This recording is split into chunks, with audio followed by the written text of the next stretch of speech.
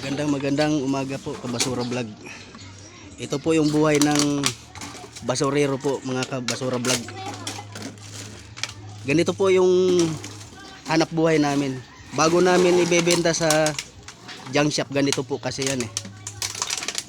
Yan, tinatanggal yung mga balat ng mineral. Kasi pag hindi mo po tanggalin kasi yan eh, mura lang. Ayan po. Ganyan po, ganito po, finished product na po to. Ayan yung naka-plastic na ganyan. Yan, mabebenta na po yan sa junk shop, yung ganyan. Pero yung mga ganyan yung nakakalat, wala pa po. Kasi aayusin pa po nila yan.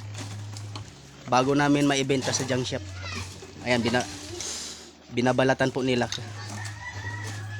Mga ilang oras po kasi yan ginagawa. Kasi bago maibenta sa junk shop. Mayroon nag-classify, mayroon din nagbabalat ng mineral. Ayan po. Andito po yung finished product sa labas.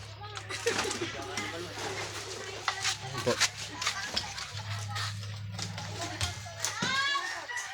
Ito po. Yan, pangbenta na po yan. Ayan. Ito po, basura. Ay, baliin mo tayo. Ano? Baliin mo. Ayan po. Ano? Baliin mo. Ayan po siya.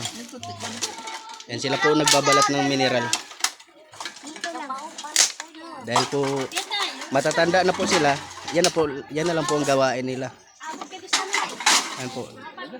Sana po yung nakapanood nito, paki-subscribe naman po. Sa mga nakapanood lang naman po.